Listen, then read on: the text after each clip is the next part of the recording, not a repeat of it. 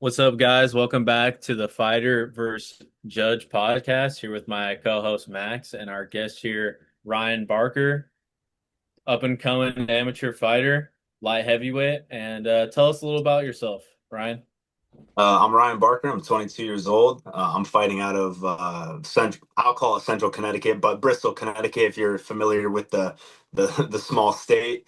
Um, but yeah, I've been training for 4 years now.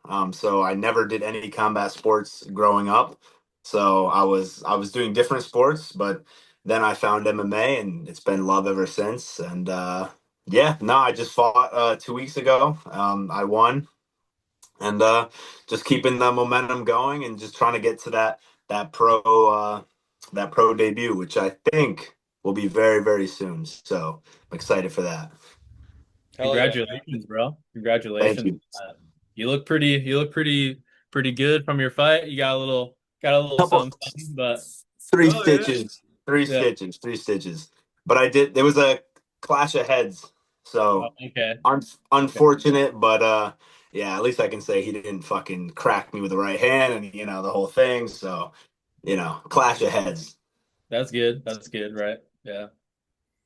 Yeah, So tell me about, so sorry, Max. Tell me a little bit about like your coming up into MMA. Like, you said you played prior sports. Like, what were those sports, and what are those attributes you carry over from those sports to your MMA career?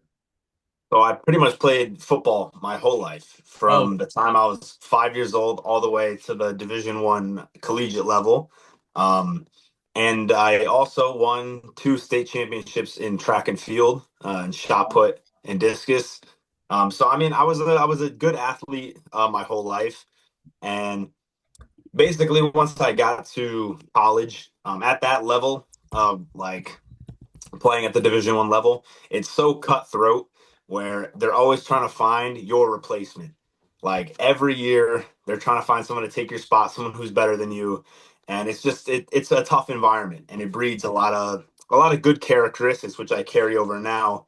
Um, but yeah, having gone through that and having a falling out kind of with the coaching staff, and I was kind of stuck because it was my first semester at Central Connecticut State University, which is a Division 1 program, literally 20 minutes from me, where I live. And yeah, the coach kind of like didn't hold up what he was saying in the recruiting process, so we kind of had this big falling out. And I wasn't trained. I wasn't doing anything at the time because the team lifts hadn't started again. So I walked into a MMA gym that I knew down the road from me, which is Ascension Athletics. So if anyone in Connecticut needs a place to train, best gym in CT by far. And yeah, ever since I walked through those doors, I mean, literally haven't missed a day since 4 years. So besides a couple injuries, but pretty much it's been straight to the grind, which I fell in love with it. That's awesome, man. Yeah. And like a lot of oh sorry, go ahead. No, I was just gonna say, like, what do you feel? So since you were saying you didn't start off with like a combat sport before, just going into the MMA gym, like, what aspect of MMA do you feel like most like competent in, like as far as like boxing, wrestling, jujitsu, kickboxing? Like, what's like your kind of bread and butter? It was kind of funny because when I started, I thought that like grappling was my most proficient thing, especially wrestling. Because I had watched UFC for a long time, and like I had a lot of friends who wrestled, and like we'd fuck around in the backyard, and like, like I knew double legs, single legs, obviously not technically, but I knew what they were, so I kind of had a little bit of a roadmap for wrestling. And starting out, I was really big into grappling and wrestling, but now my style is completely not that.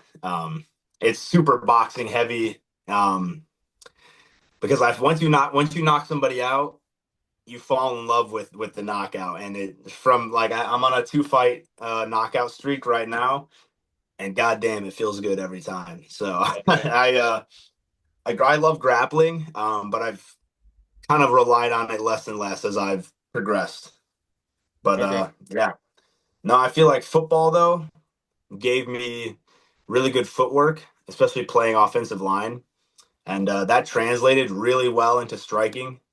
Almost almost like for at least for the big guys, like because a lot of little guys can move as it is, but for light heavyweights and heavyweights, guys who can move like a Cyril Gahn, Hmm. they can really get a career going just on athleticism. So I kind of used just being athletic for a long time, and then once the technical stuff caught up, now I'm really kind of getting into my groove of being a really good fighter.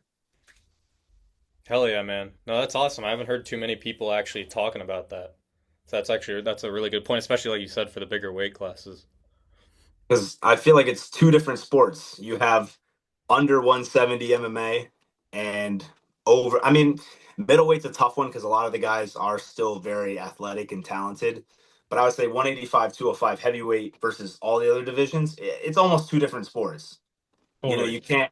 you can't hold a 205 fight to the standard you'd hold a bantamweight fight because it's just unfair to do that. And Right.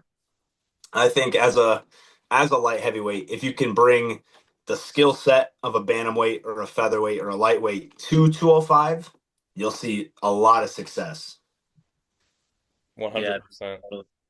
Yeah, dude. We were me and Max were just talking about this. I think we mentioned it a little bit that like you don't see even in like professional MMA, you don't see a lot of like truly athletic, like, heavyweight, light heavyweights, you know what I mean? Like they're usually they got specialty work where they're, really good with their hands or they're really good, on bottom or making the fight Yeah, dirt.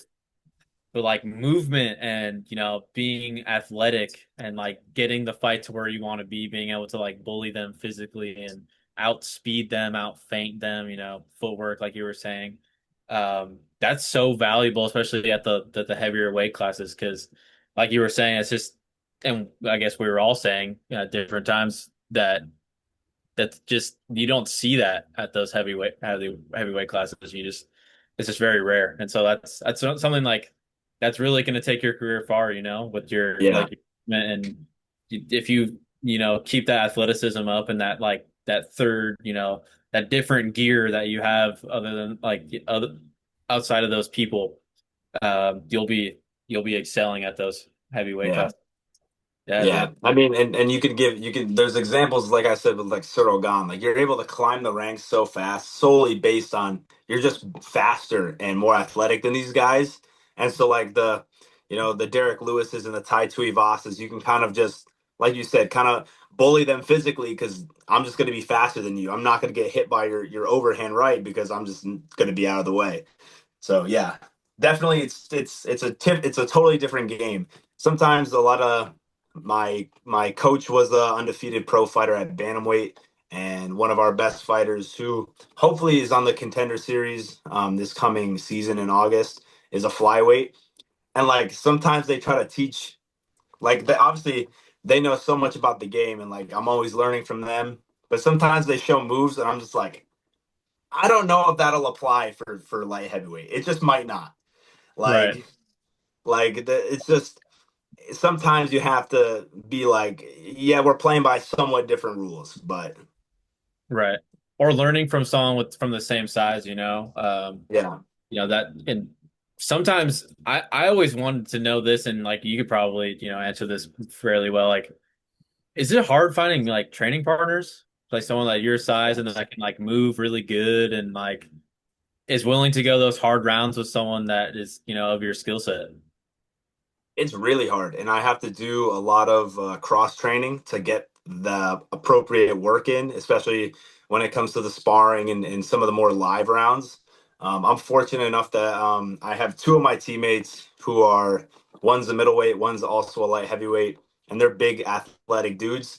So training with them every day is a blessing. And then I don't know. He won last year on Dana White's Contender Series. He didn't get a contract, but Yuri Panfarov, who won, he who did he beat? I can't remember the guy's name, but it was at 185, and he comes down and trains with us as well. So I get good work from him. Of course, 9-2 as a pro, one of the contenders, high level guy, and yeah, it's just hard to find. We have to travel a lot, get different looks. Um, because I mean, you can go to any MMA gym and find good bantamweights, good featherweights. You don't walk into every gym and see really elite heavyweights and light heavyweights. It's just super rare. No, not at all. I've actually heard Tom Aspinall talk about that a lot, and he was saying that like in the long run it actually helped him out because he was like, I was kind of switching combat sports all the time because sometimes there'd be a guy that boxed that was a good sparring partner. Sometimes there'd be a jujitsu guy, but I couldn't always like stay in one sport or at one gym. Finding guys that were my size and athletic enough to kind of like help me progress. Yeah. You know. No, for sure. And now you see what he's done in his team. He's built kind of like the best heavyweight MMA, quote unquote team. But when he has his camps, he puts all the best heavyweights pretty much in Europe in one gym. So I think we'll see more of that pop up as the sport progresses, year by year. That was something I'd be interested in doing one day. Like obviously, if you're in the UFC, you got money and whatnot. Try to get a lot of good, talented, bigger guys in one room, and just everyone gets good work. Yeah, that'd be awesome. That would be cool. That'd be great. Is there do you have any upcoming like fights, or are you taking a little leave, or you thinking of a comeback anytime soon, or you gotta heal up like doctor's orders, anything like that? Well, what's funny is I fought January 3rd of this year, and that was actually when I took my first loss in MMA. I was Okay. fortunate. I was fortunate enough to get offered to fight the number one amateur light heavyweight in the country. So everyone else had said no. So when my coach called me, he was like, the promoter said everyone said no. They figured, we'll call someone with less fights. I was 3-0 at the time. And he's like, "Do you want to fight him?" I'm like, "Fuck yeah. Fuck yeah, I want to fight him. Why would I say no?" Right. So fought him, competitive first round. I think I won the first round. Second round, his experience, because he was 11-4 at the time, which is insane for amateur light heavyweight. Is crazy. And Yeah. I was 3-0. I was 3-0. So he definitely had the experience on me, and it showed because in the second round he completely changed the game plan, kind of caught me off guard, caught me in a nice submission. But I learned a lot from that as well. And then I fought again in March. I main evented in Tampa actually for Cage Wars. So Oh, I flew all nice. the way. They flew me all the way down to Tampa, and I won by second round knockout. So that was a great feeling. And then I was supposed to chill until late summer fall, but then my coach called me. He's like, I have a last minute opportunity for CFFC, which CFFC is Cage Fury, which like Aljo, Marab, Sean Brady, Joe Pyfer, all those guys have fought for that organization. So I Right. was like, fuck, I can't pass this opportunity up to fight for such a big organization. So I was like, Yeah. fuck it, let's do it. It was an undefeated opponent on 12 days notice. So I said, you know what, win or lose, I'm going to learn something from this. I'm going to take this opportunity for what it is. And sure enough, won by knockout again. So it was good. First two rounds were a little competitive, but maybe he edged me out. He took me down. But then in the third round, landed a nice left hook, and then I ground and pounded it out, and that was that. So now I think I'm gonna chill maybe till August or September, but shit, at this rate, you never know. My coach keeps calling me with offers, so I don't know. We'll see. Right.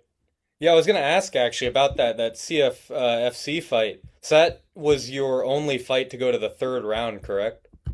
Yeah. How did that feel like going into the third round, like just like your mental state? Like was your confidence like a little like, oh fuck, this is my first time going to the third round? Your cardio, like how did everything kind of feel going into that third round?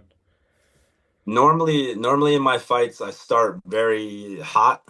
Mm. Um, this is the first time I've ever had a fight where I kind of started slow. The first two rounds, I felt like I couldn't get his timing. I couldn't get the range.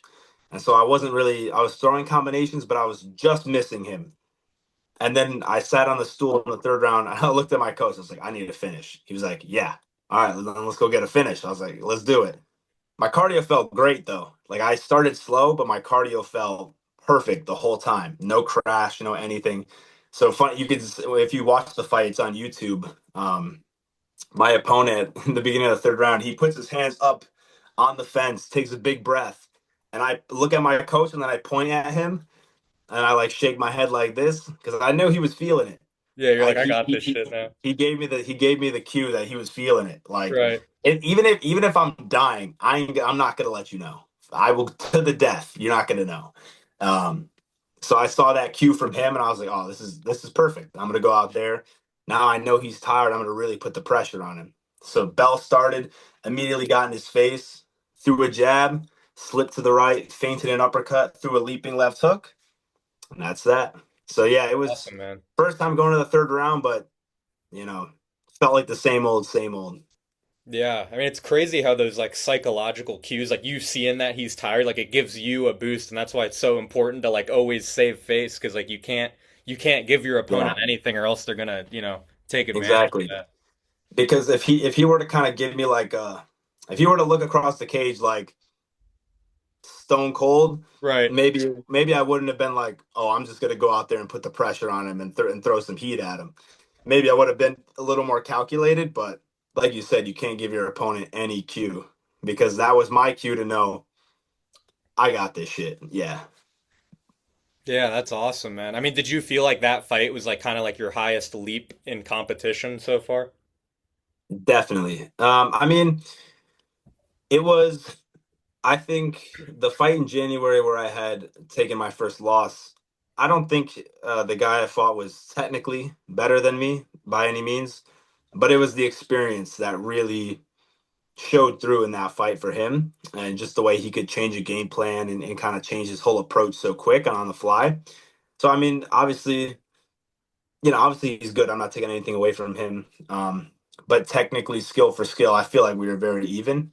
But this most recent fight as well, he was a very, very talented, young, very athletic guy. I think he played basketball in college, perhaps something like that. But a really good athlete. He was a big guy. Same thing, like 6'3", definitely filled out, like probably 220.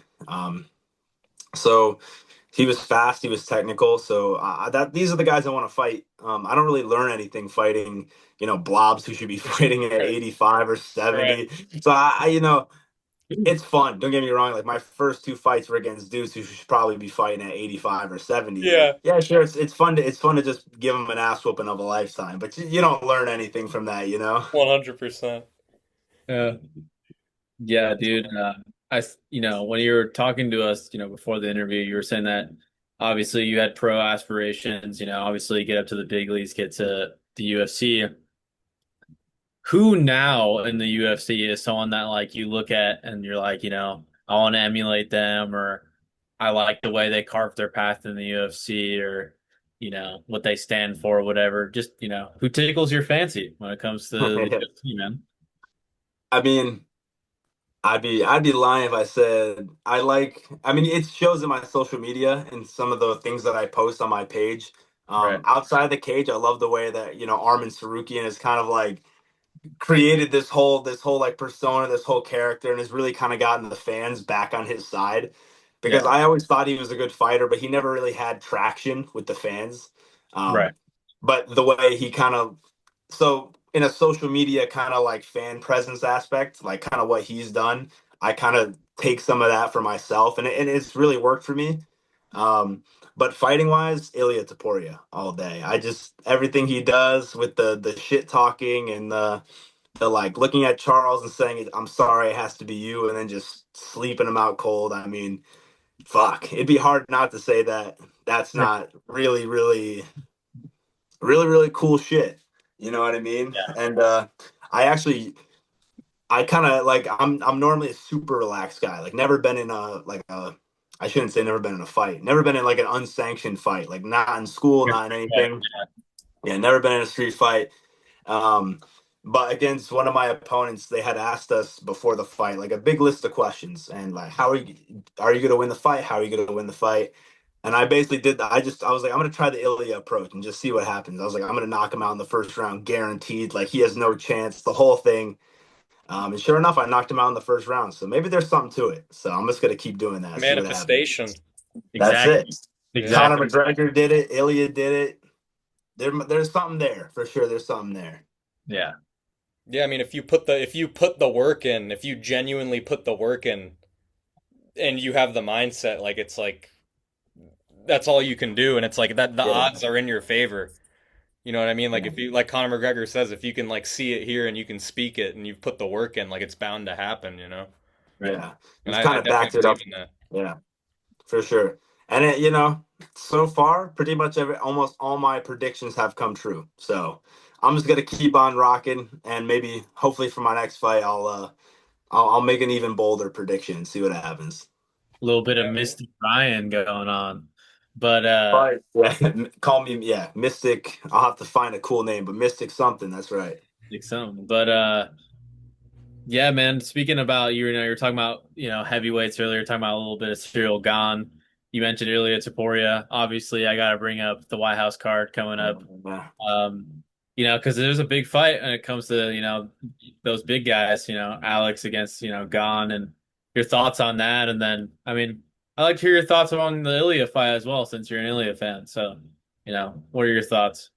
I'll start with the Gane Pereira fight. I think it kind of goes one of two ways, right? Like Gane uses that speed and agility and size and kind of outpoints Pereira and either wins a decision or kind of gets him in that third, fourth round. Kind of how he did to Derek Lewis, just kind of picked him apart on the outside. Or we see vintage Poatan, couple calf kicks, slow Cyril Gane's movement down, and then start to put combinations together. And when if Pereira's knocking people out at middleweight, light heavyweight, I can only imagine what it's like at heavyweight. Oh So yeah. I if I had to put money, I got to go Pereira. I'd love to see a triple champ. I mean, historically, everybody wants to see that. Imagine him walking out of the cage with three belts. That's pretty insane. Of course. But I poor Justin Gaethje. That's all I have to say. Talking shit about his divorce. Now Ilya's flipping him off on the embedded. Oh, I saw that. Oh It's God, I saw that. yeah. That was like the Grim Reaper, like Oh my god. standing like next to you when you're about to die or something. Like I saw, that's yeah, the I vibe saw, I of the saw movie.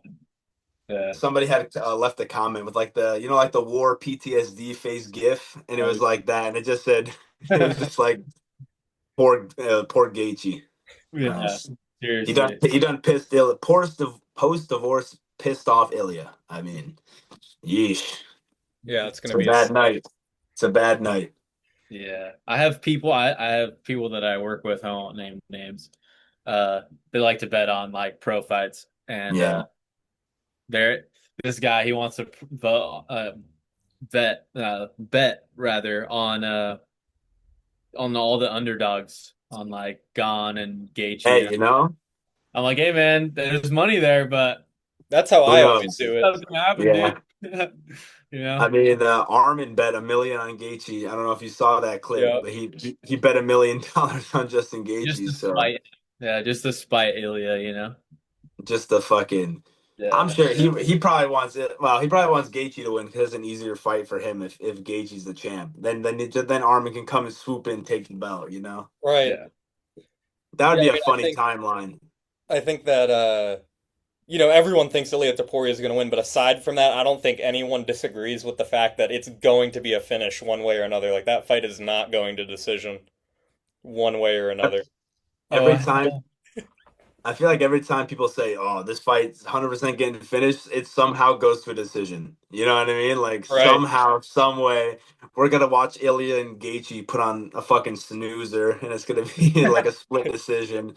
And we're gonna look back at the podcast and be like, "Wow, we fucking jinxed it." But I hope not. I hope someone gets slept. The fans want to see blood. We all want to see oh yeah, blood. Yeah, on the that's White how House it is. lawn. I need On the that. White House lawn. Yeah, I need that. Yeah.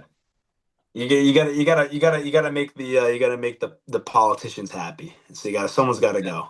Yeah, exactly. Make Trump happy. But You gotta have them smiling and shit. That's what it's all about. yeah, so are you planning on fighting for, what was that, Cage Fury again? Is that something that you're looking forward to doing again? Or is that Yeah. an option for you on the table? Or, do you have any shows that are like, hey dude, we really want you to come back? I know you're not looking for nothing until like August, September, you want to take a chill pill, but you know, Yeah.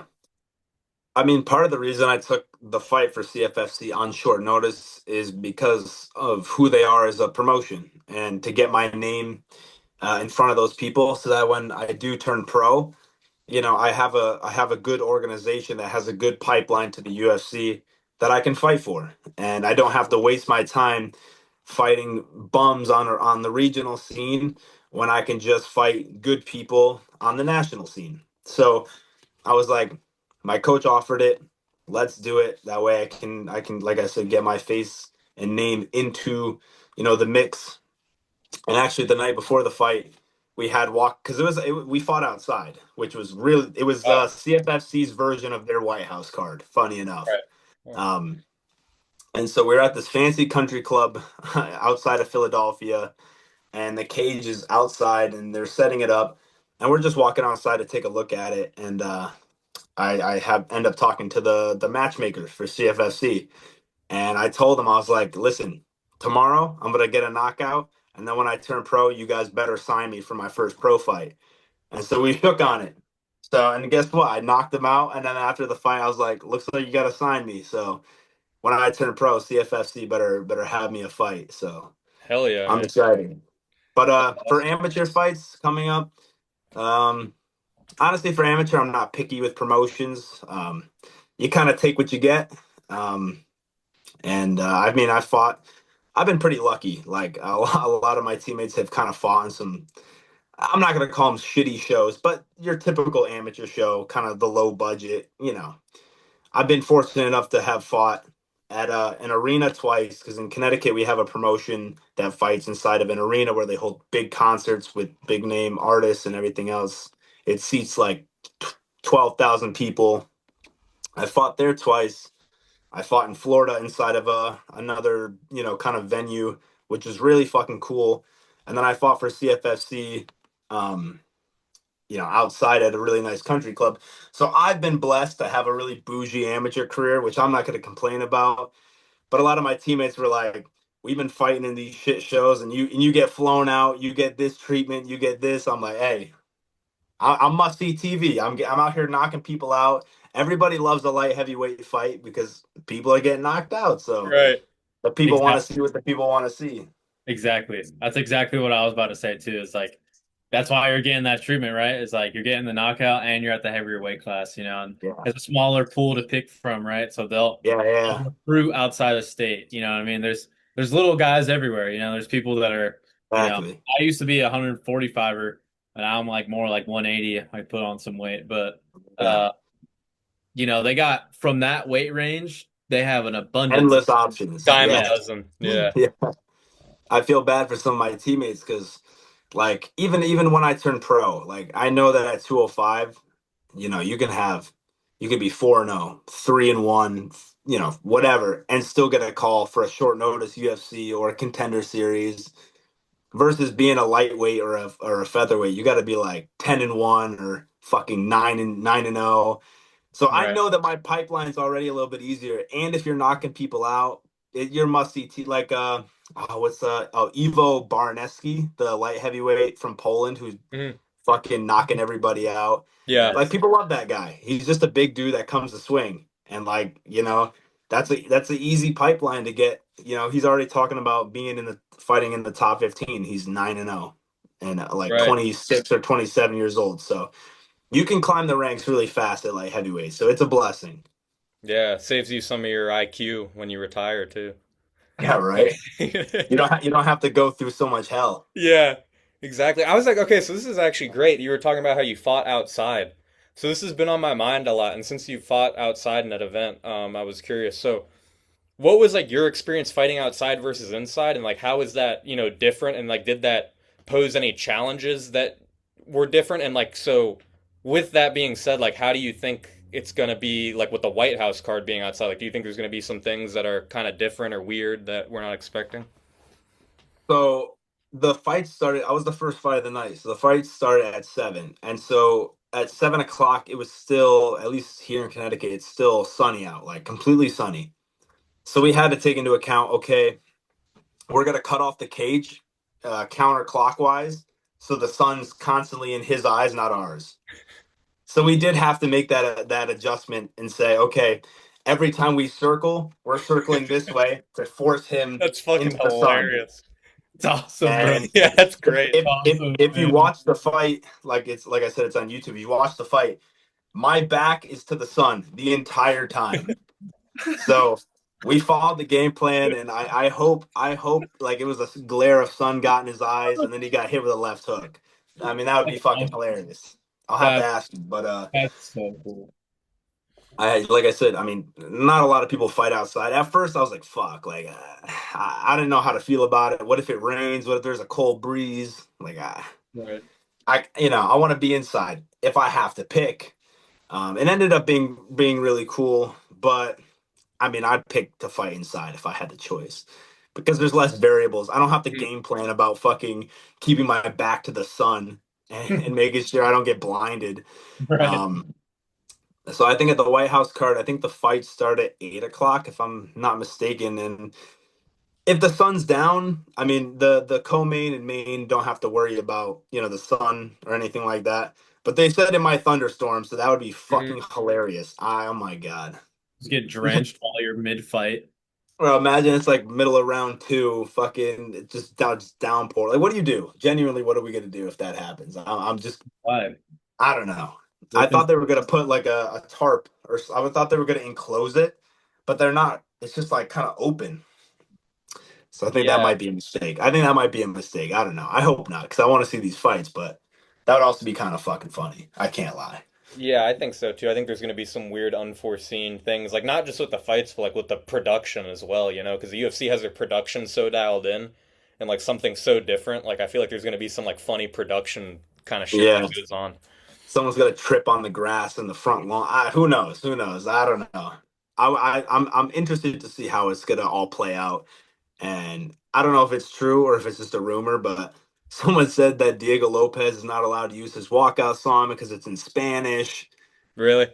Like all this crazy shit, and I was just like, this event might just turn into something fucking just absolutely nuts. I don't know. They banned Sean Strickland from coming. All this shit is just I don't know. It's craziness already. It hasn't even started yet.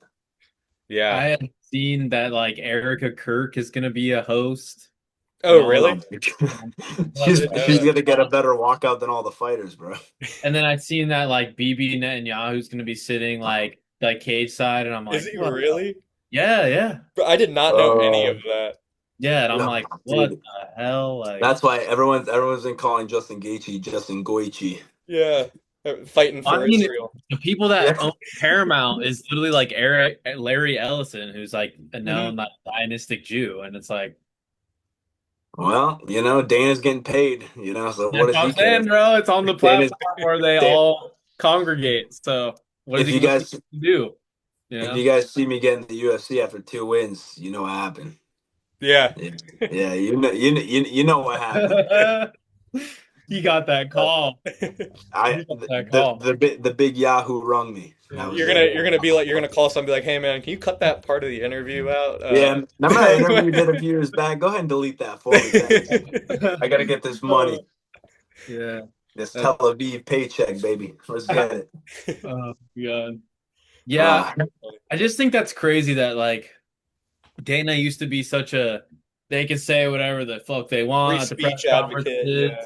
and like who cares? Talk about trannies, whatever, talk about whatever. But now he's a little like since he got this Paramount deal, he's like doing like not yeah, like being like disowning them, like behind the scenes, like cutting them off and like they're not allowed here and then he's not even talking about it publicly. yeah. Like, what the fuck's going on? Like what's going on there? You know? Dana sold out. He was too busy with the power slap and shit. I don't know. I feel And like yeah, I feel like a lot of the fans kind of feel like we gotta get a fresh face in there that's ready to make like the actual matchups people want to see. Like let's yeah, stop the not it now. bullshit. We Yeah, not all know it should have been Ilya versus Armin at the White House. It should have been Pereira versus Aspinall, or even Ilya versus Makachev. Like, there's so many better matchups that we could have had.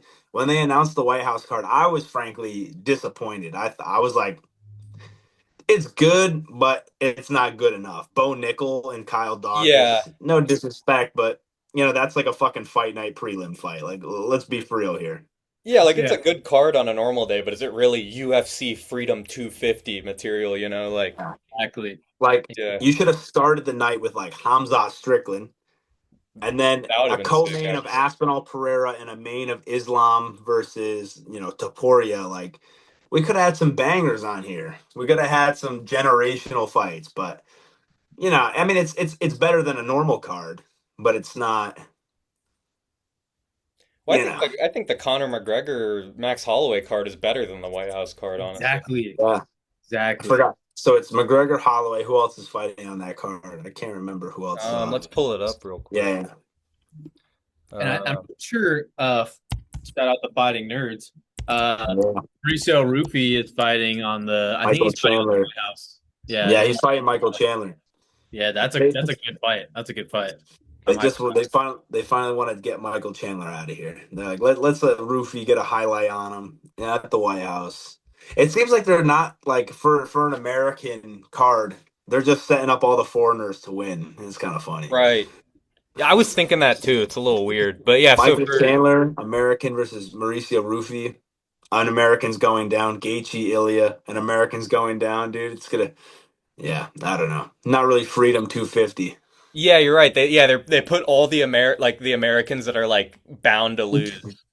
Even Sean, like Sean's fight, Yeah. Sean O'Malley's fight's a little risky too. Like he's fighting Hey man, it's a hobby. Yeah. Yeah, he's no easy task. So it's like No. they're throwing him to the wolves. They're like, prove your medal. If not a single American wins, that'll be fucking hilarious. Yeah, that'll be bad, right? It's like those Canada cards where like Oh they'll my have a god. whole like rollout for the Canadians and like none of them will win. Yeah, Yo, like Neil Magny will fucking choke out Mike Malott. yeah. What That's the exactly fuck, what I was dude? thinking about. That's exactly what I was thinking about. Like they had this That whole shit just pissed me card. off. Yeah, they had this whole rollout card for him, and then yeah, just They no just go on that. Yeah, you blew it. That's yeah. it. You blew it. So who else? I don't know if you pulled it up, Yeah, brother. yes. All right, let's hear what you think. Yeah, but I think this is a better card. So we got Robert Whitaker versus Nikita Krylov, Oh yeah, Gable Steveson, Gable Steveson Gable. versus Elijah Ellison. Whoever that is, poor bastard. Yeah, Brandon Royval versus Kavanaugh, Corey Sandhagen versus Mario Bautista, Paddy Fucking Pimblett versus oh yeah, BSD. Patty versus Saint Denis. That's the fight I couldn't remember that I was trying to remember. Yeah. That'll be a fun fight because they both take a lot of damage. Oh yeah. Like they're both just like they're just damaged sponges, and it's tremendous. I love One a watching it. lot better than the other, in my opinion. Which But who do you think gets it done? I BSD. think PSD gets it done. Yeah, I can foresee Benoit just walking him down like he does everybody else and just getting a hold of him, slicing him up with elbows, knees. Because Patty doesn't have the boxing to do what Poirier did to BSD. Yeah. So And Paddy just doesn't stick to his game plan. Like I don't know what the fuck he's training, but whatever it is, he doesn't stick to it. Like he just why we boxing with Gaethje? Let's fucking shoot a takedown, all right? yeah, throwing these fucking punches like He's got awkward striking. oh, very awkward. Like me and him were joking about it the other day where it's like Paddy Pimblett striking is like if you were to walk into like a boxing fundamentals class and strike like him, the coach would be like, "Okay, so this is how you throw a punch." Like Yeah. Yeah, no, it's he's one of those guys that just knows how to win though. Like he might not be technically sound, but he knows like him, Duplessis, Rainier de Ritter. Like you just are like, how the fuck do they keep winning? But they keep winning. You know yeah. what I mean? That like some of those Drickus performances, you're just like, fuck it, he did it again. Yeah, that like those like Looney Tunes memes about it are Uh, real. That was my Like, me and my good friend. That's our favorite thing to joke about. It's like Drickus via summoning a comically large hammer and hitting fucking Israel Adesanya in the head with it. Like what the fuck? Yeah. It's Have you tremendous. seen those like Homer Simpson edits where they like every move that Homer Simpson does fucking Drickus did? Oh, dude, it's so funny. Uh, Yeah, but I think like Patty, like the thing with him, I mean, he can just take fucking damage like no one else. yeah, Like he's he's a tough durable. I'll motherfucker. give him that. Scousers do not get knocked out No, apparently not. until he fights Ilya, or if he fights Ilya. If he That doesn't would get knocked be, out, then it's true. They don't get knocked out. dude, if he fought That'll Ilya be the and real didn't get test. knocked out, that would be like probably the most insane shit I've ever seen. It would be Yeah, Just like, yeah, I totally agree. number one shin of all time for oh, sure. for real. Yeah, For real. What are your thoughts on McGregor Holloway? I don't know if we touched on that at all. no, we haven't. I mean, McGregor's inactivity and everything else, and Holloway's been still fighting prime competition. I think Holloway puts the beats on him. You know what I mean? We kind of got an older, more washed, coked up Connor, which is hilarious, by the way. I love watching like his little Oh yeah. voice memos or whatever. For real. But I don't know. Holloway's just been fighting prime competition this whole time and not taking easy fights and knocking Gaethje out at 300 and fucking who else did he slept the Korean Zombie. Who else did he sleep? Has he fought since the oh he just lost to Charles. That's what his last fight was. Yeah, But you say Gaethje already? yeah, Yeah, yeah, 300 when he fucking slept Gaethje, that was nuts. Yeah, I thought he killed him. Like I was watching it with one of my dude, friends. Like, he fell head first and just yeah, like the smacked. way Yeah. he like. You No, I guys, thought he like broke his neck, dude. I'm I like, was like, okay, hell's about a ring, like, and then they're all like kind of slipping, Yeah, yeah. right? Because they're No, just, he fucking got him. dude, he hits him, and then when he went down, I literally looked at my homie. I was like, oh, he died. I was like, he's dead. Like he's fucking dead. Like, oh my god, Three he killed Justin Gaethje on live television right now. 300 was a great card. Like the Yeah, Yuri Prohashka Rakic fight was nuts. Jamal. Fucking Diego Lopez, he getting the knockout. Pereira knocking out Jamal. Yeah, it was a great card. Holloway, Gaethje. If the White House card can be like 300, then it'll like if everyone's knocking people out, it'll be good. But we'll see. Everyone We'll comes to see. fight. Yeah. Yeah. yeah, I think so. I think they will. And on Diego Lopez, he's one of those other motherfuckers. Like he was a scouser in his past life or something. That motherfucker can take some damage. Bro, he's just the chin on him. Like literally, he's got a huge head. Like Dude, it's ridiculous. And he just is head first, bro. Like the way his stance is just Yeah. like he's just it's like he'll just, eat it's five like to get one. take two punches, touch my Adam's apple. Take two more, touch my Adam's apple. Yeah. Dude, I don't know if you ever noticed. He just does this every time he resets. Just touches his throat. I And he actually gets punched haven't in the noticed face. that. Actually, watch a Diego Lopez fight. Every time he'll like throw a feint or whatever, and then touch his neck. Every time. He I said he see has a that. weird tick. Yeah, I Yeah. seen him do it against Volk when he was losing against Volk. Uh, And Joe, started like of course, like Saint Rogie was like, "Oh, I think Volk punched him in the throat." And I'm Oh, like, I remember that. "Oh." Yeah. I was like, "I don't know if he did that." I was like, "I think Volk's a little too accurate to do something like that," but it's fighting. Bolt's just going for the neck. Yeah, Rogan was Yeah, too he's like, focused on "Get the over here." Rogan was too focused on the leg kicks. He was looking Yeah. looking downstairs too long. Nah, Fucking I can't wait to hear Joe Rogan say, "I can't believe Pereira used to make 85." Uh, For the 100th time, yeah. that's a good bet. If you want to place a bet on something, Joe Rogan says it at least 5 times. Or calf kicks. Pereira's calf kicks, how he Yeah. used to make 85. We got a lot of money to be made here, guys. Dude, we should do obscure bets on like That's Kalshi. it. Yeah, I don't say Kalshi. That's that's the website I'm thinking of. Yeah. Is there anything else you wanted to like touch on? Any other, fight experiences, fight stories, fight camp stories, anything, weird injuries, anything that, tickle our funny Uh, bone? I mean, like so coming from football, right? The memo is always eat more, get bigger. Right. Now I transition to fighting. It's eat less, be smaller. And Right. so like it took my first couple amateur fights, like my first few weight cuts were fucking just terrible because I'd never dieted before, and I was like, this fucking sucks. And I mean, I made weight pretty easily. Like I cut from 225, 230, so I diet down, I do the water load, the whole thing.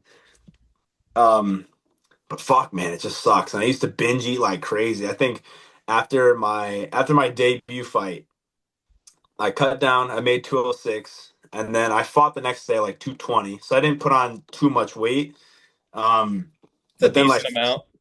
And then like a week Jesus. later, I was like, Not too a much. week, That's what I heard. Yeah. a week later, I was like 247 pounds. I was like, Jesus what the Christ. fuck, dude? I like blacked out and ate so much. Yeah. My family members had like pulled me aside and they're like, this has to stop. I'm like, what do you mean? I've been dieting. I deserve a treat. They're like, no, like You you need look an like you're gonna intervention. explode. Yeah, right. A caloric intervention, you fat Yeah. bastard. Put the fucking fork down, Tubby. Yes. But I've kind of broken that habit now. Now I can like eat intuitively after a fight without ballooning up. So that's been good. Do I have any? Oh, I gotta. So my fight in January, I was normally I cut from like 208 in the sauna. So I don't really do a big cut like water wise. Mm. This time I woke up the morning of the weigh-ins at like 215 and I had to make 205 because it was a championship fight. I cut 10 pounds in a sauna in 2 hours, just straight blasted through it. That was one of those times where I thought I was going to die. Like, I'm on the floor of a public sauna with my mouth underneath the door to suck like real air. People are like, do we have to call the ambulance? My coach's like, nah, he's good. Like, he doesn't look so good. I'm like, part of me's like, fuck, save me, save me. This motherfucker got me in here against my will. And now every time, like, I can't even look at a sauna without like wanting to vomit. Just write help on the Yeah. just help me. On the steamiest, help me. Nah, but it's always funny in the sauna when you're cutting weight. People are like, "Are you okay?" I'm like, Yeah. "No." Yeah. Should we help you? No. Like, just let me die. I have to. I signed up for this shit. Actually, Yeah. believe it or not, I signed up for this. Yeah. Um, but that weight cut was just so bad and just so terrible. Like, oh my god, How did you feel? Like, did you feel different? Like, once you like kind of like kind of like rejuvenated a little bit and went into the fight. Did it feel different, like having that big of a water cut going into the fight? Yeah, actually, funny enough, I actually went into that fight and I actually looked the most kind of like lean and muscular I ever looked in the cage, which was kind of odd. Because I don't know, maybe it was because just like all the water came out, so you just kind of had like a dry look. I don't know what it was, but like those are the Probably. best pictures I got. And I looked super jacked, and I was like, oh, that's pretty sweet. All right, it was worth it. But I think I weighed in that morning at 205. And then the next day in the cage, I was like 226, 227. So Oh wow. I put on a ton of weight. That was the biggest fluctuation I've ever had going into a fight. But I mean, I felt good. I mean, maybe the weight cut drained me a little bit because my cardio was it felt a little janky. But I don't know. It could have just been the pressure of the moment. You don't know. Right. Yeah, it was a big fight, you know. Just Yeah, keep it I all mean, tense. it was at the arena in my home state, and like I sold so many tickets, so many friends, family, everybody was there. And yeah, and it was like a big, like you said, a pressure packed situation. So I was trying to get the knockout. Maybe I tried too hard, and I got taken down or whatever. But yeah, you live and you learn. You can't Yeah. if you're gonna fight, you cannot be afraid to get embarrassed. You really Oh. can't. Like it's bound to happen. You know what I mean? And I like getting submitted's like not that bad because whatever. Oh, you submitted me. Fuck you. You know what I mean? If you knock me out, all right, you got me. But Right. but getting choked out, like, eh, you're just better at fucking jujitsu. Ooh, big whoop de doo. No, Right. Yeah, you're gay. no, it's all right. Yeah, Yeah. you could scoot your ass better than me, buddy. Yeah. Congrats. I come here to fucking knock people out, and you're trying to scoot your ass at me. When will it end? Yeah, so I hope anybody that I'm fighting in the future sees this and bro, let's fight like men. Like Right. let's box. Don't even throw a kick. We don't even need a kick. No calf kicks, nothing. Just right in the middle of the cage, just throwing hands. Like, no. That's it. That's it. CTE maxing. Yeah, for real. DT maxing. Except not me. I'm gonna slip out of the way of your punches and I'm gonna hit you. Yeah. Honestly, I mean I've taken pretty much zero damage in all my fights. So at this point I'm very happy with how my career has gone. I even in the loss, I took no his face looked horrific after mine didn't. So who really won in the eyes of the people. Right. The promotion that I fought for had posted the submission victory for my opponent, and I had commented like, "Shit's definitely AI," and it was a tremendous ratio. I think it got a lot of likes that one. That's fire. That's awesome. But he's a wrestler now. Yeah, no one wants to see that shit, pal. Pack it up. Right. Do you go to an MMA fight and say, "Oh, I can't wait to see his perfect double leg"? Nobody says that. No, Nobody says that. usually You not. know what I No. mean? Who are Yeah. we talking about? Pereira, Ilya, like what are the names we mentioned? People who knock motherfuckers out. That's what the people want to see. Right. And I thought about that. I was like, I'm thinking about my career and where I want it to go. What do people want to see? Knockouts. Okay, that's what I have to do. And now I'm 5-1 as an amateur with 4 knockouts. So I'm very happy. Yeah, that's And we're awesome. gonna keep knocking people out. Yes, sir. I mean, okay, so this is kind of like a pivot because you said you've taken very little, damage in your career so far, which is awesome. That's great. But how, like, I like to ask everyone this, like, how do your loved ones feel about your career choice of wanting to go in the cage and get punched for a living?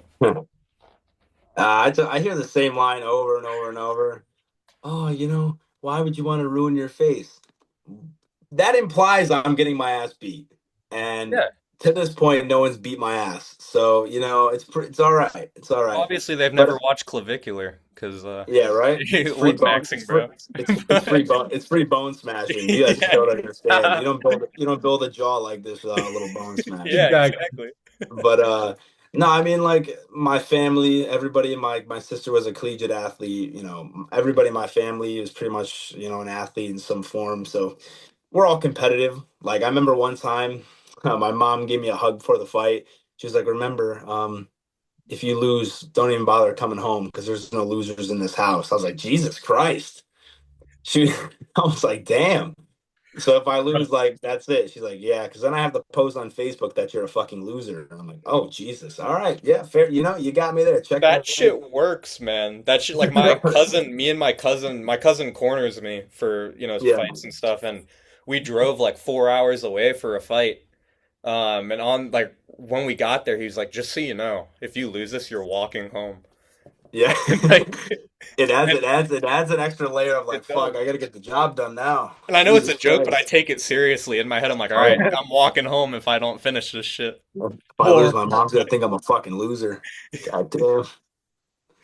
Yeah, man. Uh, no, this shit works. This shit works. But not everybody. I mean, everybody now supports me, and it's kind of funny seeing like people you've gone to school with, old coaches, old family friend, like people message you, "Oh my God, like I watched your fight," and or it's so cool that you fight, and like let me know when the next one is. I want to go see. Yeah, you was talking all that shit back in the day, huh? Now it's cool. No, for the most part, everyone's been pretty cool, but it's just funny to watch people come full circle. Like people you like were never friends with, or they didn't really like you back in the day, and now they're all fanboying. It's pretty interesting, but I'm Yeah, sure it that's is. how it is. You win one fight, now everybody wants to be your friend. Yeah, well, that's how you know you're doing something right. Yeah, yeah. If you don't got people, cheering you on or booing you, because if you can't be the hero, be the villain. But at least if you have a way to kind of connect with fans or with people, then you're doing your job. Yeah, man. Yeah, no, this has been awesome. I mean, you mentioned it a little bit before, but what's like your timeline for going pro? I would like to have one more amateur fight, um, maybe in the summertime or early fall, and then if I get another big finish for a good promotion against a good opponent, um, I think that'd be a perfect segue to say, okay, I'm ready. Like I faced, really like my opponents that I fought have a combined record of I think about 25 and 5 Oh, wow. at amateur light heavyweight. You don't like the resume speaks for itself. You don't see that kind of quality of opponent for 205 basically for anybody. So the fact that I've been able to fight, you know, My last opponent was 4-0 undefeated. The opponent before that was 5-2. The opponent before that was 11-4. The opponent before that was 1-0. So we're take hard fights, prove that we're, at that level. So one more big finish on a big stage, and I think that's a perfect time to call my shot and go pro. Hell yeah, man. Yeah, man, we're super excited for you and to follow your career and everything and see how Yeah. it goes, man. Oh yeah. No, I appreciate you guys having me on and chatting a little shit, and it's been Hell yeah. awesome. So Yeah. I asked one more before we go Yeah. off. Yeah. So you fight in California? No, I went to school in California, but right now I'm Okay. fighting up in northern Michigan. Okay. Yeah, What's so this? What's the amateur scene in Michigan like? um I'm always curious because each region of the U.S. has such different amateur scenes that it's kind of so crazy. okay, this is funny. So to give you a reference, and it's cool because in Michigan it's full pro rules at amateur. I don't know how it is in Connecticut, but no shin guards, What? elbows, knees to everything. So Whoa, it's whoa, cool whoa, experience. you can elbow to the face. Yep, knees to the head. Unless the opponent says specifically, "Oh, I don't want to do elbows," then you can't. But Okay, so if everything you guys goes. agree, if the bout agreement says no elbows, no knees to the head, then it's Yeah, it's fair. My last fight was on like native land though, so that was a little different. So they flew in like the commission from New York, and they didn't let us do fine. elbows. But if it's in like Michigan proper, not on native land, then yeah, everything goes. I fought on native land twice in Connecticut, because that's where the casino with the big arena is. And it's on native land, but they have their own Yeah, athletic commission. They have their own athletic commission. So, but the rules out here are fucking stupid. Let me tell you one thing. I'm gonna go on a little rant for a second. yeah, yeah. Go for it. New York, Connecticut, and Pennsylvania, horrific rules. Oh yeah, Horrific. Agreed. You at amateur, you can't throw head kicks in Connecticut. You can't throw head kicks in Pennsylvania. You can like you don't have to wear shin pads, but you can't throw head kicks. But in New York, you have to wear shin pads, bigger gloves, like 2 minute round. Like it's the rules up here fucking suck, that's and so everyone's lame. lame. And like I don't know, I in Massachusetts is in this area is the best when it comes to the rules because it's pretty much everything goes except for no elbows and knees to the head. Everything else regular. So I fought in Mass one time, and it was the easiest because it was just simple rules. But everywhere else has stupid ass fucking rules. Me and my, I'm 4-1, and my opponent was 4-0, and we both signed. We both bout agreed to have the what was it like the advanced rule set, so no shin pads, the whole thing. Yeah, And then the ref before the fight's like, yeah, no head kicks. it's so Okay, lame. like what? Like what are we like? You're gonna save me from damage that I'm not gonna put on him with my fist? Like I don't know. See, it's so stupid. That and it's like setting you up for because they're trying to protect you, but then it's like okay, so I go through my amateur career doing that, and then I go to pro, and then I get fucking head kicked. Yeah, right. You know what I mean? It's like you want the experience. Like Exactly. now I'm fighting and I can keep my hands in play like this, like a boxer, because no one's gonna throw a head kick at me. And Yeah. then you turn pro and you start doing that dumb shit, and then you get fucking blasted. Yeah, or you can fucking dip down. You can dip down and fucking get I'm like actually, knocked. I'm glad to hear. Oh, sorry, there's like a little lag there. I was gonna say, I'm just glad to hear that. Yeah, yeah. No, I was gonna say, I'm glad Michigan has just like normal rules, yeah, like full pro rules. That's really cool. I didn't know that. Yeah, yeah, but to answer your question about the scene, because the scene isn't good up here. I've had one fight in Michigan, and I am the number 29 in the state for my weight class after one fight. So it's like the scene One isn't very fight, big up wow. here. Yeah. Yeah, it would be like that for Connecticut, but we combine our region into New England. Oh, So okay. it's, Connecticut, Mass, New Hampshire, Vermont, Maine. So I'm ranked number one in New England, number two in the East, and then number three in the country. So Nice. I'm very happy. I mean, 205 is not a super deep division as it is, but I fought the number one guy. I'm ranked number three, so just taking the best fights. So I'm glad to hear that Michigan. I mean, there's lots of good opportunities to fight. There's a lot of good organizations. I don't know if any go out near you, but you know, No, yeah, I mean I'm having to fight like I said, so I'm like up like way up north, like at the tippy top. And there's you not a fight lot. Canada. Yeah, I'm 4 hours north of Toronto to give you a idea of how Okay. far Yeah. north Yeah. I am. Yeah. Like I'm pretty fucking far up there. Yeah. And yeah, like the fight that I did like 2 weeks ago was up in the UP, like 2 hours north of me in the native land, and then the next one's in Detroit, which is like 4 hours south of me.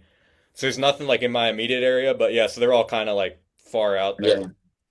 Well, I guess that's live being in the East Coast where I am. There's no shortage of promotions. I mean, we have New York City, Pennsylvania, New Jersey. Like, Right. there's endless promotions where I am. Like endless. There's so many options. Now the level of talent might not be good, but you can find fights decently easy no matter what. So if you ever get the opportunity to fight out here, I mean, it's definitely worth it because the promotions are held to a high standard because the commissions are so damn strict Yeah. that all the promotions are pretty good, pretty well run. So if you could ever find a fight out here, fucking let me know. I don't know, maybe I'll come if I can come watch, I'll definitely come watch. Yeah, man, let me know if you're talking to your promoter and he's ever like, "Hey, we need a Yeah. we need a welterweight or a middleweight."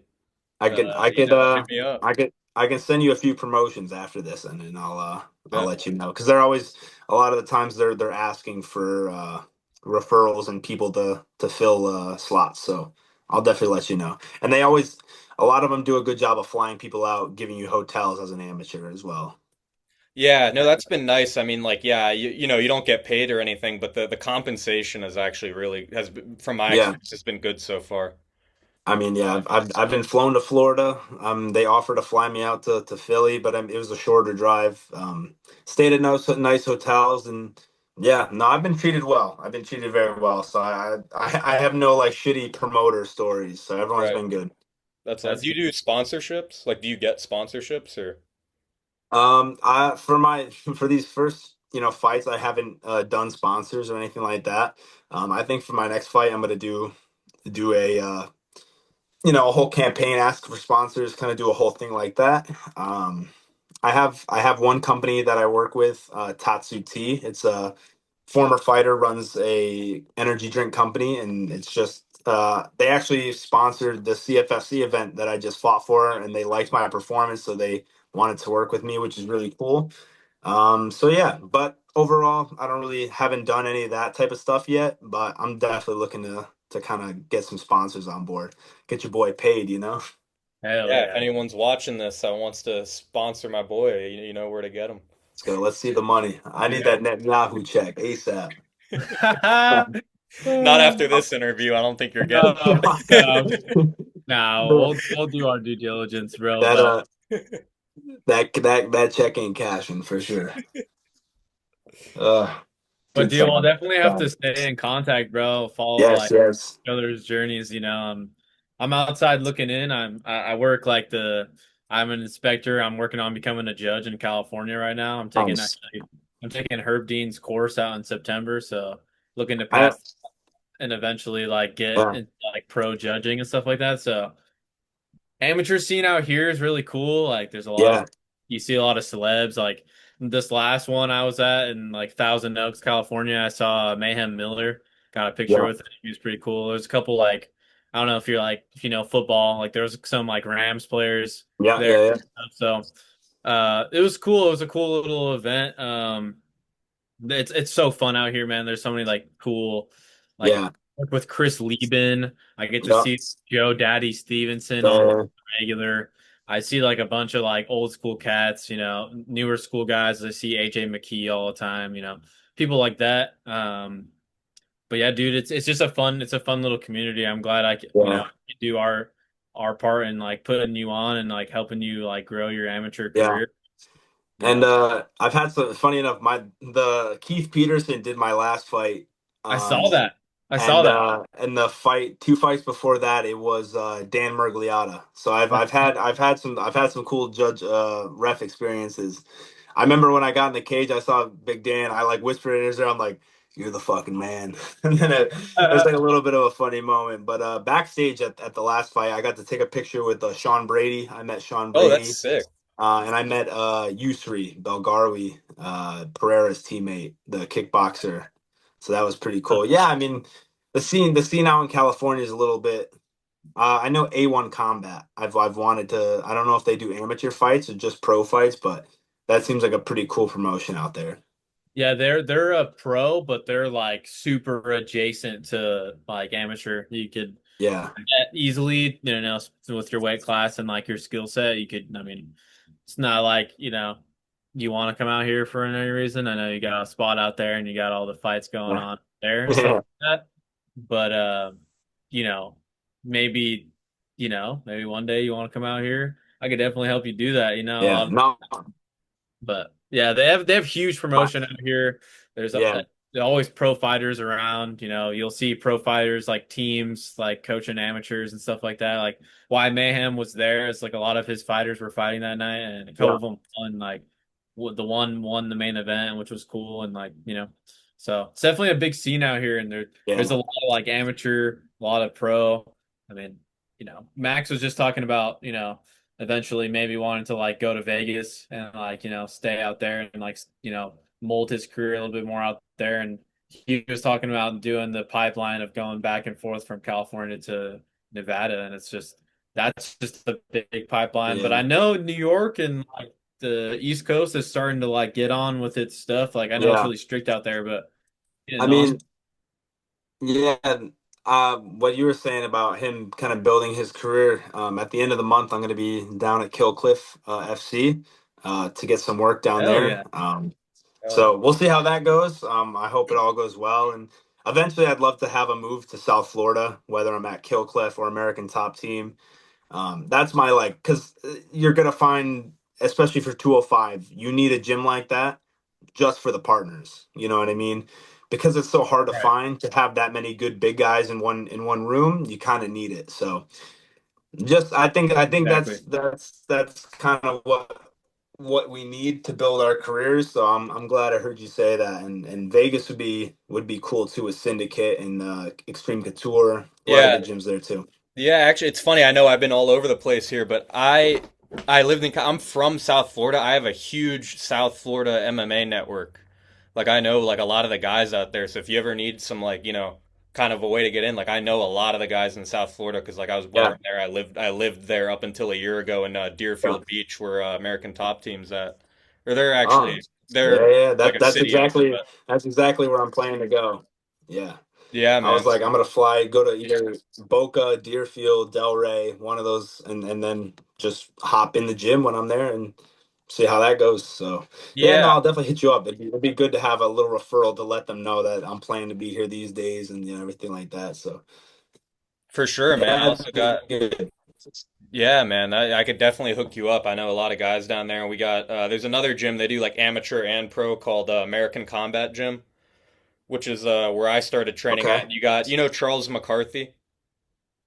Have you heard of him before? The name sounds super familiar. Yeah, he's like an old school fighter. He fought like I'm not. Michael Bisping back in the day. Yeah. But he owns Okay. that Yeah. gym, Yeah. and Yeah. yeah, he owns that gym, and there's a lot of like good pro guys there, and then a lot of good amateur guys there, and there's some pretty big dudes there too. So if you're, ever down there before you get into like the pro side of things, you can definitely like hop over there too. It's in Deerfield, so it's a good spot as Oh well. yeah. Can't wait. Well, I appreciate that. And Yeah, I man. appreciate you guys having me on. I appreciate you guys' time, especially, California time and versus East Coast time. So I appreciate it a lot.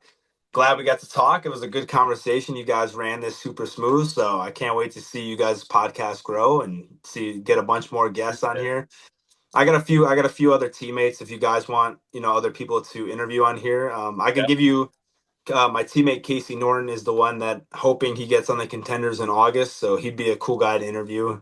He's kind of he's an interesting guy, so he'd be a fun conversation. So Hell yeah. yeah. Yeah, No, that'd be dude, great. totally to people. Yeah. Please send yeah, them of our way. Like, do your course, due diligence, tell everyone about us, and like, yeah, you- we'll be supporting your career from here on out. Like, I'll repost your stuff. You need someone to promote your shit, hit us up. We'll be here with you the whole way, man. hey, I appreciate that. Thank you guys again. I appreciate it. Yeah, Have a thanks, good man. one, Yes, Take it yes, easy. yes. All right, take it easy, guys. Thank you. bro.